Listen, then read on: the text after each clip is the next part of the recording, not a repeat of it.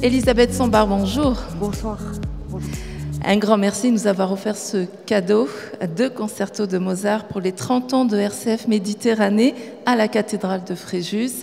Alors je rappelle donc que vous êtes pianiste, concertiste, vous vous produisez dans le monde entier, vous donnez de nombreux concerts en France, en Angleterre, au Moyen-Orient, que ce soit dans les salles de concert prestigieuses que dans des lieux de solidarité. Alors on va l'expliquer. Nous sommes ensemble pour mieux vous découvrir en quelques minutes, parce qu'il nous faudrait beaucoup plus de temps, bien sûr. Tout d'abord, comment on se sent après un concert, une scène qui vous a apporté, j'imagine, de belles émotions? D'abord, c'était une très grande joie de jouer dans ce lieu, parce que c'est un lieu qui est habité de la prière et donc du silence. Et même si c'est paradoxal, en fait, quand on joue, on part du silence et on ramène la musique au silence. Et donc, ce soir, je suis heureuse parce que le silence était habité d'une présence. Quel que soit le nom qu'on donne à cette présence, mais il était habité. Et vous avez joué avec un magnifique quatuor. Présentez-le nous, le quatuor Résonance. C'est vraiment... On a remarqué qu'il y avait un vrai dialogue entre le piano. Oui. C'est original, enfin, c'est vraiment magnifique. C'est une grande chance qu'il y ait ces arrangements des concertos de Mozart pour quatuor, parce que ça me permet de pouvoir les jouer sans avoir besoin de tout un orchestre. Mais il y a une grande complicité entre nous, parce que c'est des musiciens qui sont, comme on dit, sur la même longueur d'onde. Et puis on a joué ensemble les concertos de Beethoven, les concertos de Chopin. On a fait beaucoup de choses déjà ensemble, et donc on respire ensemble. On l'a vu. Et la respiration est très importante. En vous remarquant tout à l'heure jouer, ça faisait partie de mes questions plus tard, mais je vais vous la poser maintenant. Vous respiriez, vous étiez en train de parler, de vivre, d'interpréter, de vivre le moment. Expliquez-nous justement pourquoi la respiration est si importante. Moi, j'ai un frère jumeau qui est danseur étoile. Et souvent, je me suis dit qu'il faisait plus le même métier que d'autres pianistes que je connais. Parce que, en fait, le geste est une conséquence d'un mouvement intérieur et il ne s'arrête pas dans l'air, comme le son ne s'arrête pas. Il y a quelque chose qui se continue à travers le souffle. Et si le son, la phrase, n'est pas né du diaphragme, n'est pas né d'une respiration, alors le geste est mécanique, il n'est pas épiphanique. Le geste devient épiphanique quand il est débarrassé de la peur et quand il est la conséquence d'une inspiration qui est reliée, en fait. Une inspiration reliée, ça veut dire une prière, peut-être? Une inspiration reliée... Elle communie à quelqu'un de plus grand, de plus haut? C'est de savoir que tout dépend de nous, tout en sachant que ça ne dépend pas que de nous. Et quand vous jouez, ça ne dépend pas que de vous? Non. Dites-nous en plus. Non. Ça, vous aimez en parler, hein, parce que justement, vous avez cette dimension que l'on aime chez vous, véritablement, qui peut-être vous différencie des autres artistes, pianistes, parce que vous avez ce côté, voilà, dimension spirituelle, que l'on retrouve peut-être pas ailleurs, et pour vous, qui est vraiment une dimension tellement immense que vous voulez transmettre aussi. En fait, la musique et un concert comme ce soir nous apprend nous fait vivre qu'il y a un temps musical qui n'est pas le temps chronologique normal qu'on connaît. Hein, ça commence et ça se termine, on ne sait pas combien de temps ça a duré. Donc le temps musical, c'est déjà une première expérience de la transcendance du temps qu'on connaît normalement. Et donc ça veut dire que la musique est une porte, un chemin d'abord royal. C'est Haydn qui disait, je crois que la musique classique, c'est le bruit que fait la porte du paradis quand elle s'ouvre. Alors, il ne faut pas faire de la musique classique une idole, mais si c'est déjà pas mal, on est quand même très très près. Hein. C'est un beau positionnement quand même. On a tous envie d'aller au ciel par la porte de la musique classique. Oui, oui, vraiment. J'ai fait un jour un concert dans le cadre de ma fondation les concerts dans les lieux de solidarité. Et il y avait une femme, c'était un hôpital en fait de soins palliatifs à Paris. Et cette femme avait demandé, avant de ne plus pouvoir s'exprimer, à assister à mon concert. Et donc, ils avaient amené dans la chapelle de l'hôpital où je jouais son lit avec elle, et elle avait un fil comme ça. Et je me souviens toujours que quand je suis arrivée pour jouer, il y avait un bruit de bip qui était sur son lit.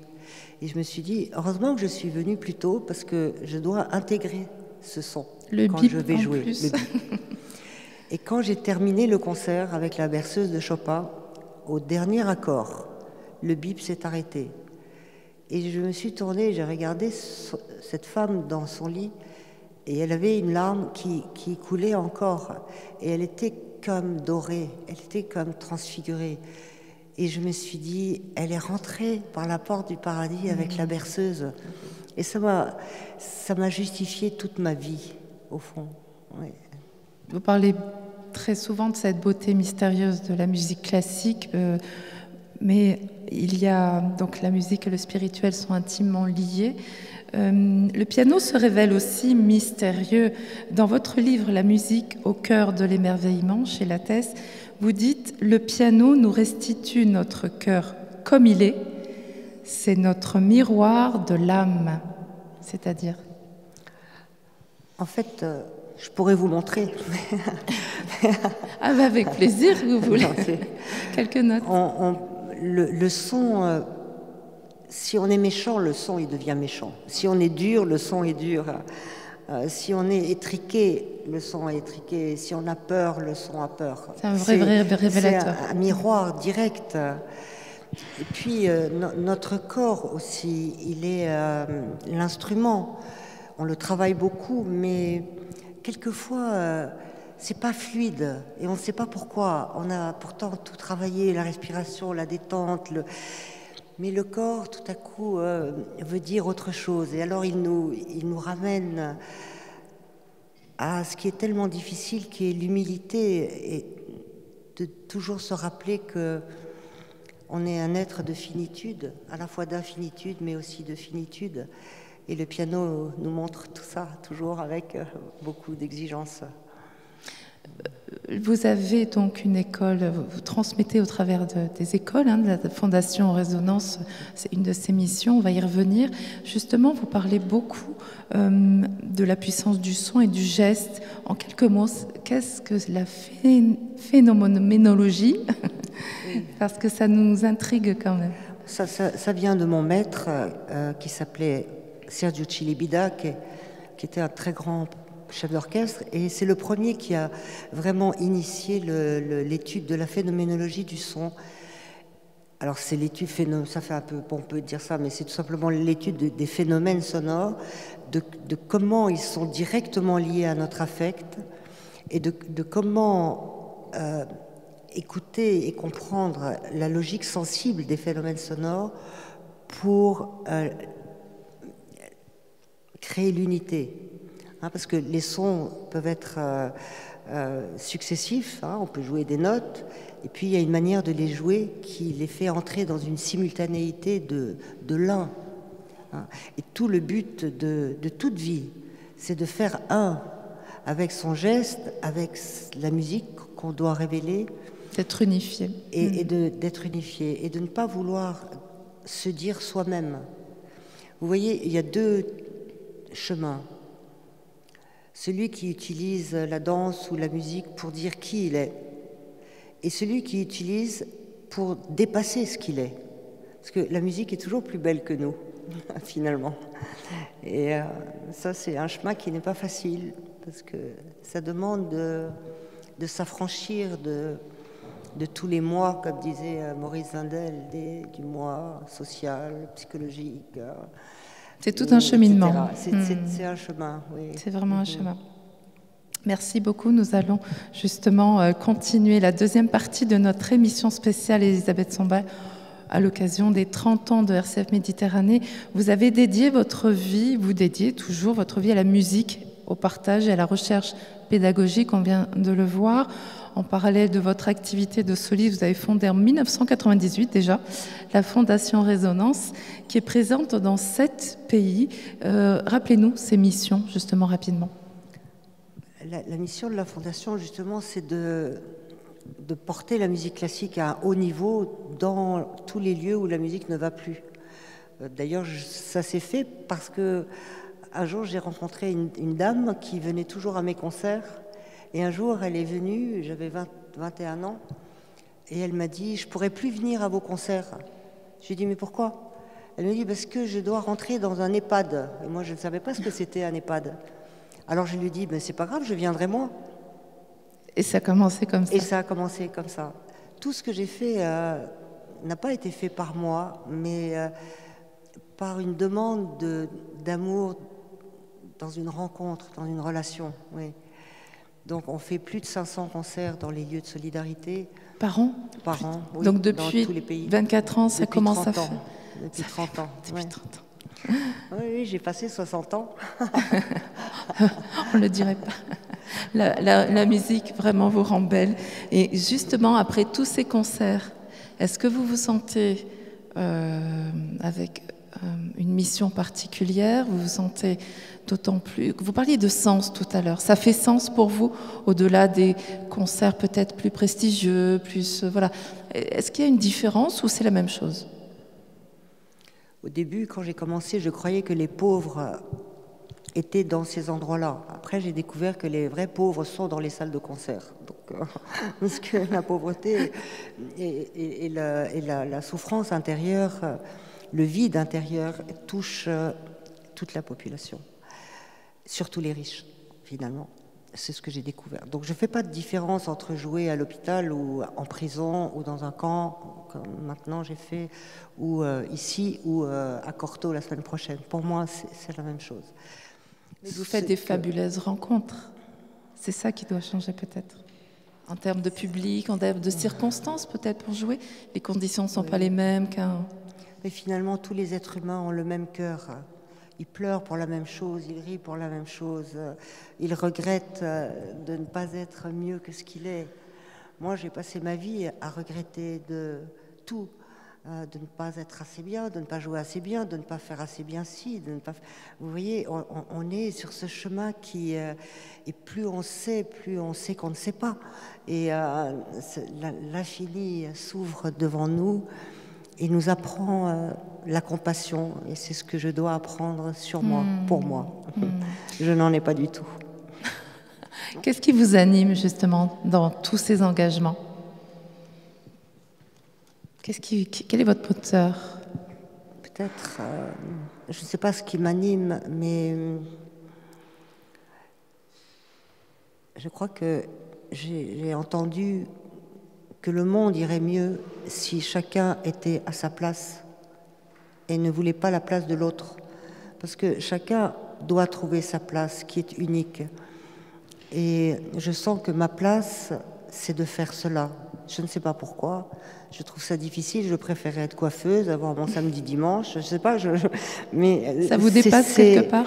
Ça me dépasse, mais je réponds tel un bon soldat du Christ qui se réveille chaque matin. Avec le cœur. En disant avec le cœur. Allez. Elisabeth Sambart, il y a quand même une urgence à communiquer avec la musique classique, à tout un chacun. Vous le disiez tout à l'heure, la musique classique peut mener à la compassion, à la douceur, à la paix, à la joie, pourquoi pas? Elle mène surtout à une consolation éternelle, parce que je pense que la chute dans laquelle on vit, cette brisure de symétrie, est quelque chose qui nous a coupés en deux. On se souvient, on a la nostalgie d'un paradis perdu, d'une unité qu'on essaie de retrouver en nous-mêmes et ensuite avec l'autre, avec un petit A et avec un grand A. Et une vie entière sert finalement à cela, non?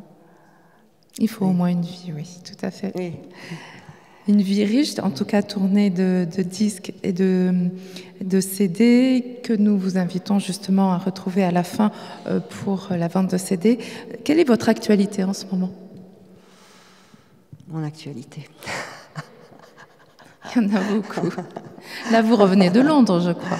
Alors, je reviens de Londres, où j'ai enregistré 4 concertos de Mozart avec le Royal Philharmonic, avec qui j'avais fait juste avant les 5 concertos de Beethoven et le triple, juste avant le Covid, en 2019. Ce sont des vrais partenaires. Oui, on a fait beaucoup de belles choses ensemble. On a fait les concertos de Chopin, les grands adagios, et tout ça. Donc c'était un moment magnifique la semaine dernière. J'ai réussi à me faire un panari juste avant l'enregistrement. Ah, oui, parce que c'est ça le corps. C'est ça, ça travaille. Le corps prépare les excuses, Il y a si du jamais. combat.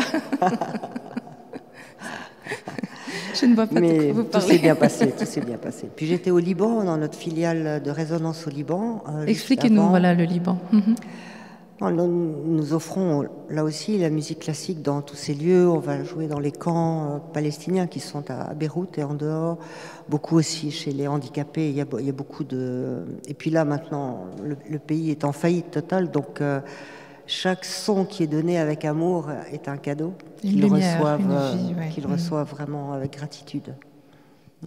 Et donc vous prévoyez de nouveaux voyages pour la Fondation Résonance? Oui, je vais régulièrement dans les filiales, donc au Liban, en Roumanie, en Italie, à Rome, en Espagne, à Barcelone, à Paris la semaine prochaine. Voilà. Vous n'arrêtez pas. Qu'est-ce qui fait courir Elisabeth Sambart? Ou qui vous fait tenir justement dans ce monde peut-être où on a besoin, comme on disait tout à l'heure, un peu de sagesse, de valeurs chrétiennes, dans un monde qui s'écroule, un monde où justement on va changer de paradigme ou de système. Il y a une remise en question de tout un chacun qui veut bien ouvrir son cœur. Maintenant, voilà, qu'est-ce que vous prévoyez pour être, comme vous disiez tout à l'heure, faire votre part et votre mission à travers la musique, bien sûr? Ce que je ressens profondément, c'est qu'il y a une demande d'exemplarité. On ne peut plus aujourd'hui écrire l'Émile de Rousseau et mettre tous ses enfants à l'orphelinat. Je veux dire, il y a, on le voit aussi dans l'Église catholique, on a besoin qu'il y ait une exemplarité. Il ne peut pas y avoir un discours et puis des actes qui ne les révèlent pas d'une manière juste. Et je crois que ce qui me fait tenir, ce qui me fait courir, c'est, alors comme vous dites, c'est la fidélité, parce que je serais sûrement infidèle si je me laissais faire. Donc la fidélité, je crois que c'est la chose la plus difficile, mais en même temps la plus belle, d'être fidèle à une mission, d'être fidèle à l'appel d'un don qui n'est pas le mien. Je suis obligée de répondre à ce don. Et puis depuis qu'on est petit, vous savez, on a un don et on n'a pas envie de partir en vacances, on doit travailler, il y a de la passion. Il y a une exigence, vous voyez, la passion, la vocation. C'est pas quelque chose qu'on choisit, c'est quelque chose qui s'empare de vous, comme disait Liszt d'ailleurs très justement. Et ensuite, voilà, on essaie d'être fidèle à cela. Et par le travail? C'est énormément de travail, oui. C'est énormément de travail, c'est dépasser son orgueil qu'on croit être de l'humilité, parce qu'on a peur, parce qu'on a le trac, parce que... Vous avez le trac? C'est dépasser tout ça. Moi, je suis morte de trac. Morte de trac? J'ai passé ma vie, pour moi, les concerts étaient une croix. Je portais ma croix, je me disais, si seulement le théâtre pouvait s'écrouler. Pour éviter. Et je rentrais sur scène comme ça, toute ma vie. Et je pense que c'est le prix que j'ai à payer, j'imagine, pour ma vie. Voilà. Mais vous avez la grâce du moment, comme on dit, parce que ça ne se voit pas. La grâce, c'est pas quelque chose que vous commandez. La grâce, bien sûr, fait partie se conjugue avec la gratitude et avec la gratuité d'ailleurs. Et donc, quand la grâce arrive, alors, oui. C'est cadeau. Dernière question. En 2006, vous avez été élevé au rang de chevalier de l'Ordre national du mérite pour l'ensemble de votre œuvre. Et en 2008, chevalier de l'Ordre des arts et des lettres pour votre carrière artistique. Que peut-on vous souhaiter pour la suite? paisiblement, vivre en toute sérénité. En tout cas, j'ai ni prix, ni médaille, ni rien, parce que ça, c'est... Mais me souhaiter peut-être justement d'avoir les forces de continuer à travailler sur la confiance en soi et de rester humble toujours. La joie se partage sur RCF, c'est notre slogan. Une joie à partager à nos auditeurs. Elisabeth Sambart. Merci, c'était une joie pour moi. Merci beaucoup. On peut l'applaudir.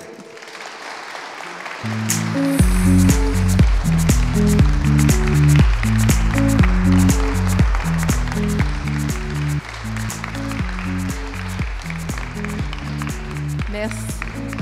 Merci pour votre présence. Nous étions très heureux de partager cette expérience radio avec vous. À très bientôt sur RCF 99 FM. N'oubliez pas.